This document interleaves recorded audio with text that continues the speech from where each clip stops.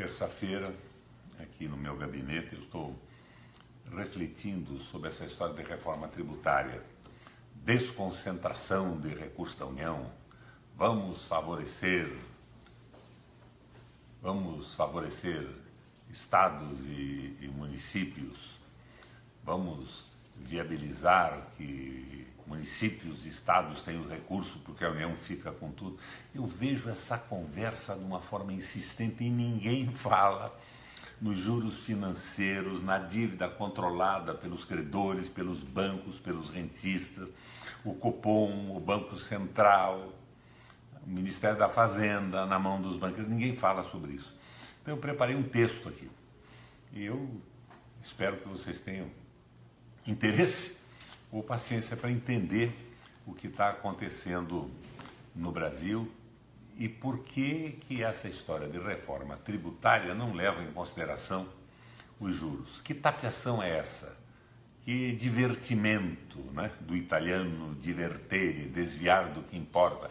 Essa conversa é uma falácia, a reforma tributária é mentira. Eu vejo associações de municípios se reúnem em Brasília. Vamos fazer a reforma tributária. Não vão ao essencial e estão escamoteando por ignorância ou por interesses e discussão sendo dirigida pelos interesses dos bancos e dos rentistas. Mas vamos lá.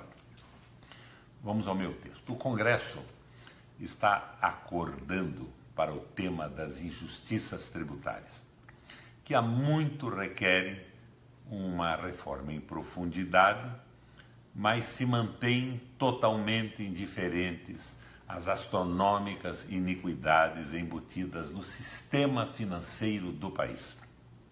Na verdade, enquanto perdurar o atual sistema financeiro, ancorado em juros astronômicos e na infame relação concessiva do Banco Central com a grande banca privada, eventuais benefícios de uma reforma tributária seriam logo tragados no torvelinho das chamadas operações compromissadas, swaps cambiais e refinanciamentos privilegiados doados aos banqueiros na rotina diária do Banco Central. No ano passado, os juros pagos aos detentores de títulos da dívida pública brasileira foram de cerca de 550 bilhões de reais, fora o simulacro das amortizações. Neste ano, com a queda da inflação, deverão ser de no mínimo 450 bilhões. Isso é uma tremenda fonte de concentração de renda e principalmente de riqueza, representando uma expropriação abusiva da esmagadora maioria da sociedade desprovida de riqueza financeira. Faça-se uma reforma tributária sem ser acompanhada de uma reforma financeira. O governo, naturalmente, não quererá perder receita.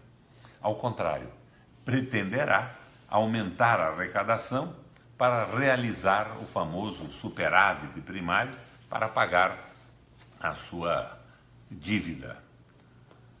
Já o superávit primário tem destinação certa: pagamento dos juros da dívida pública a juros astronômicos. Não será suficiente para cobrir todos os juros, claro, mas o pouco que render dará aos patronos externos do Banco Central e da Fazenda Brasileira, o Fundo Monetário Internacional, o Banco Mundial e as agências de risco, argumentos para sancionarem o bom comportamento do Brasil. A sociedade brasileira não tem informação sobre a traição que vem sendo perpetrada pelas autoridades financeiras do país ao longo dos últimos anos e de forma consciente e planejada agora no governo do Michel Temer. A grande mídia associada à banca se omite deliberadamente. As quantias dos achaques a que temos sido submetidos são astronômicas. A dívida interna chega hoje a quase 5 trilhões.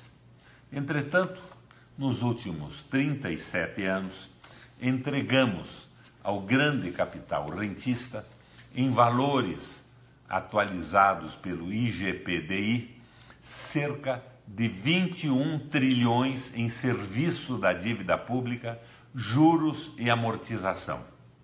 Pagamos, no mesmo período, 650 bilhões de dólares de dívida externa.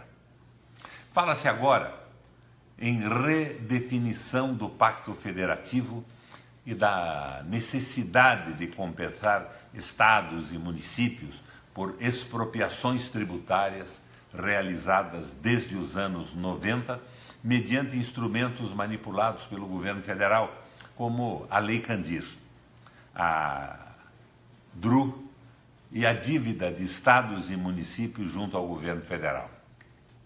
São volumes de recursos consideráveis que não caberiam numa estrutura financeira governamental que está centrada em pagar juros da dívida pública.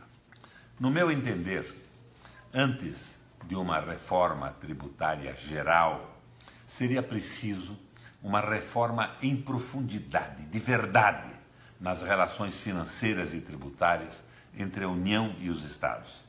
Claro, não vejo como isso possa acontecer no atual governo, exceto de forma tópica e mediante o manejo do fisiologismo, como é o caso da anunciada liberação de 4 bilhões para os estados pelo governo federal, com vistas não à solução de problemas, com vistas ao processo eleitoral.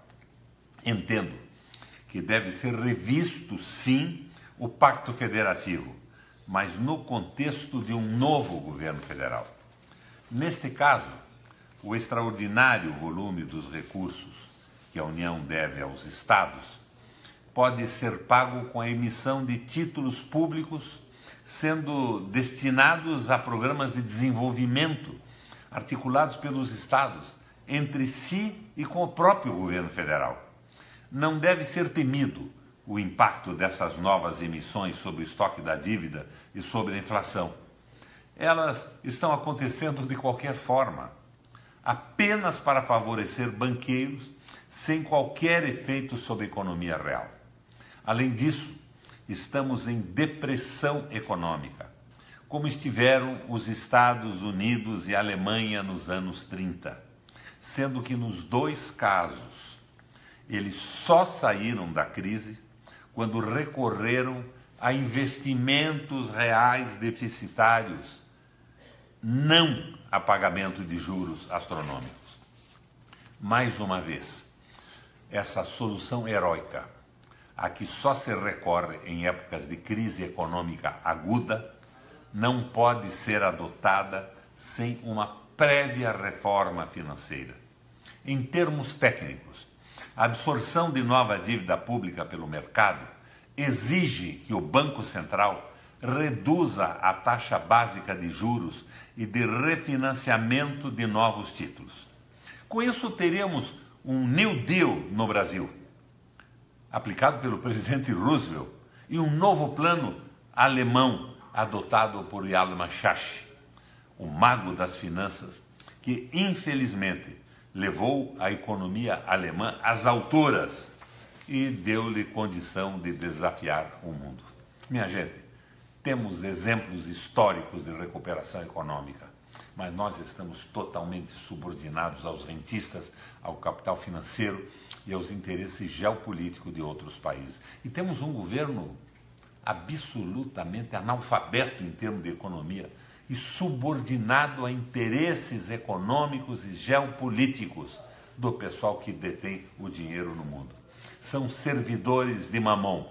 E Mamon, como eu repito insistentemente na Bíblia, é uma palavra que em hebraico significa dinheiro. Não se pode servir a Deus e a Mamon. Precisamos de um governo que se preocupe com o povo brasileiro, principalmente com os mais pobres, com os investidores, o capital produtivo e que gere empregos no país.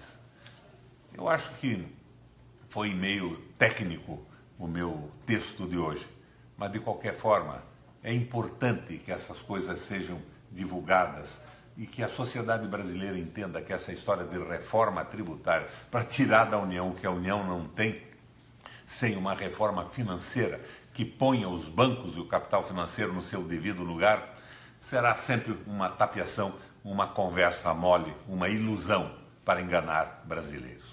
Bom dia a vocês.